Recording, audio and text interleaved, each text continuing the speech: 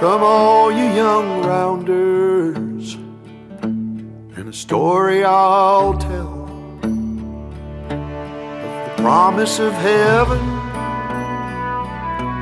and the warning of hell.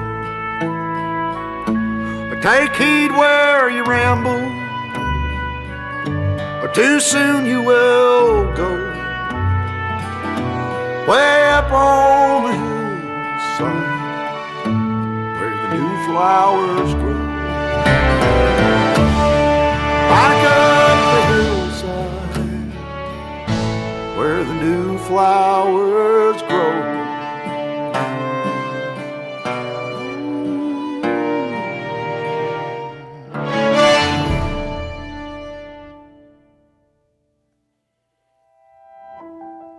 Hay algo muy extraño que le ocurre a mucha gente y creo que todavía no hemos encontrado palabras del todo precisas para describirlo.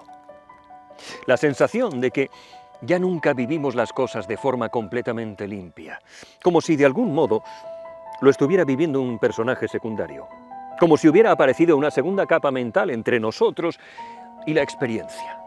Una especie de comentarista interno que nunca se calla.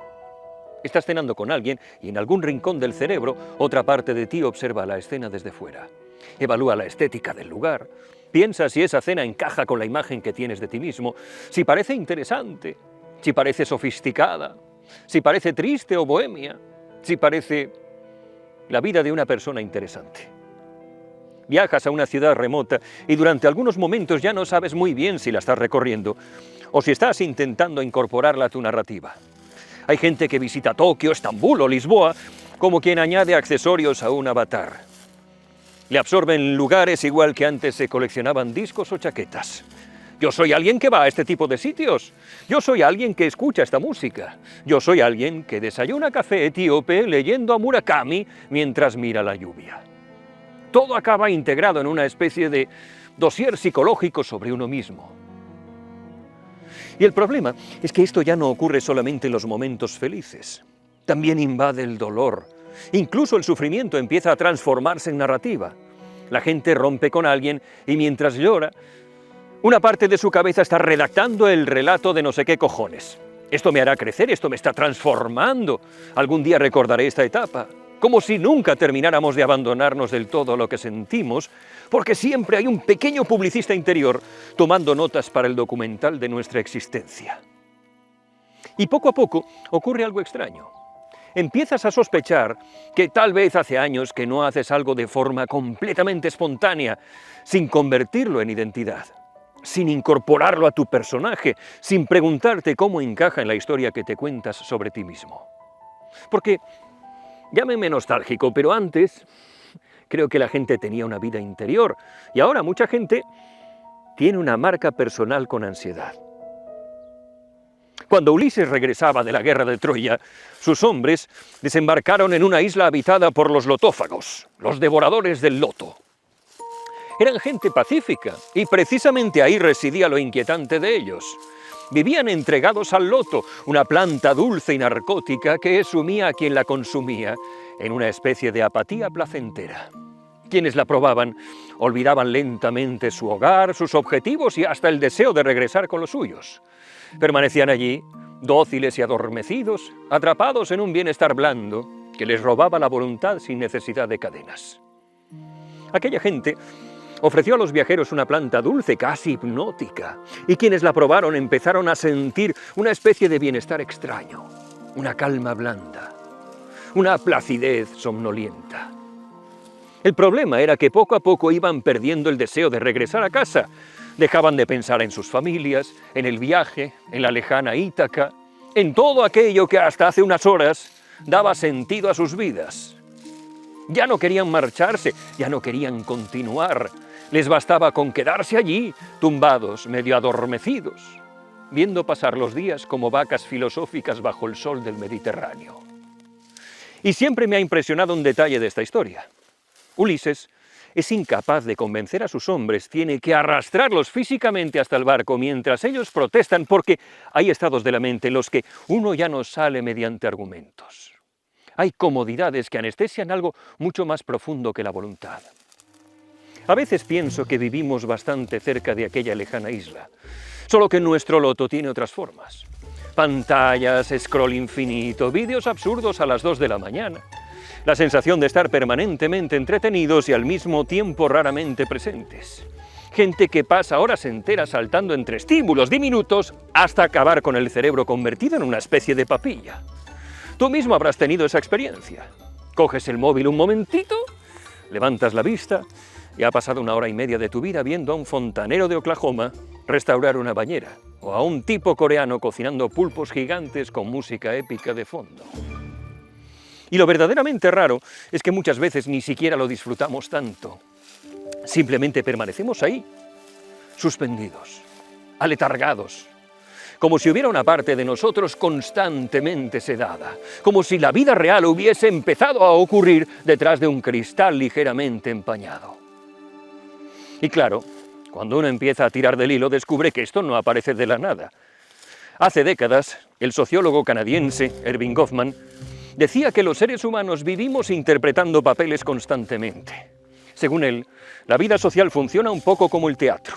Adaptamos nuestra conducta según el escenario, según quien nos mire, según el personaje que creemos tener que encarnar en cada momento.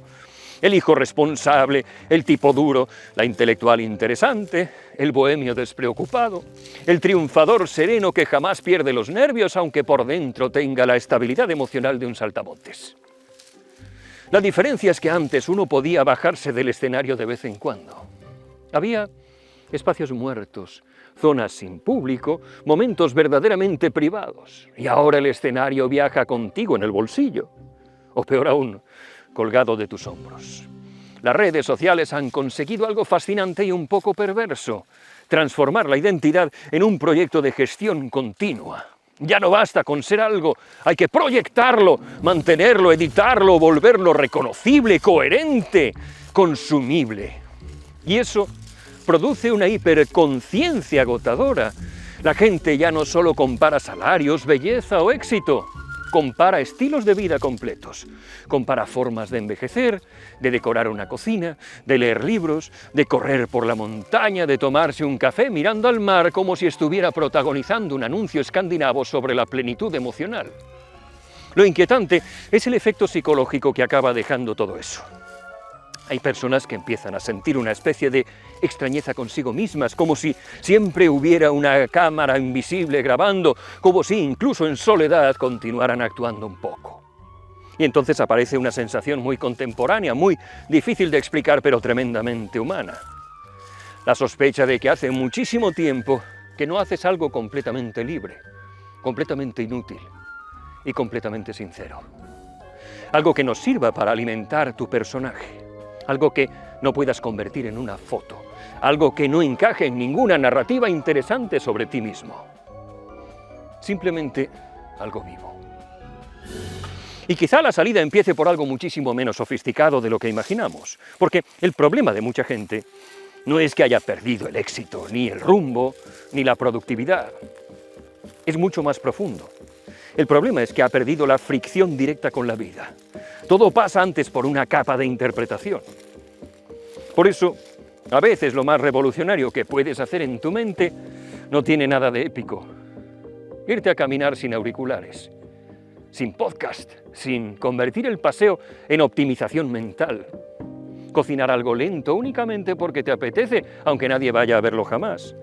Llamar a un amigo sin motivos concretos, sin multitarea, sin mirar notificaciones mientras habla. Sentarte en un sitio y aburrirte un poquito, que hoy parece una experiencia mística prohibida por el gobierno.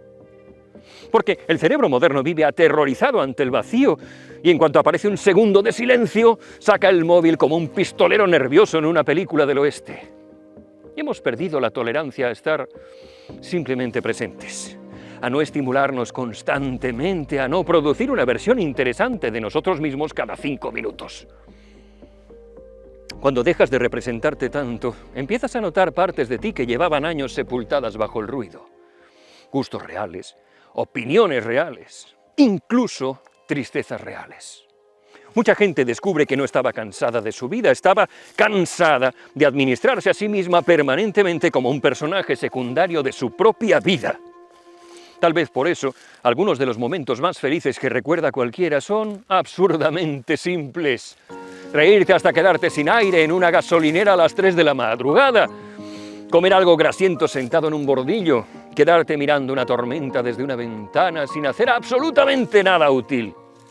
Instantes donde desaparece el personaje y aparece la persona. Y creo que hay una especie de hambre silenciosa de volver a eso, de recuperar experiencias que no necesitan validación, documentación ni narrativa. Cosas pequeñas que no sirvan para construir una identidad atractiva, pero sí una vida habitable. Porque al final uno puede pasarse años fabricando una versión muy sofisticada de sí mismo y aún así sentir que algo esencial se quedó fuera del decorado. Y quizá madurar consiste un poco en eso, en volver lentamente hacia las cosas que no necesitan escenario. Tal vez ahí esté la verdadera batalla de nuestro tiempo. Recuperar la capacidad de habitar la vida mientras ocurre. Volver a sentir el presente sin estar traduciéndolo constantemente a relato, a identidad o a recuerdo futuro. Porque los días pasan igual para todos, pero hay gente que los atraviesa como turistas de sí mismos y gente que realmente está dentro de ellos. Y cuando uno consigue, aunque sea durante unos minutos, olvidarse del personaje, del escaparate y de la narrativa, brota algo extrañamente parecido a la paz. La sensación humilde y a la vez poderosa de volver a ser protagonista de tu propia existencia.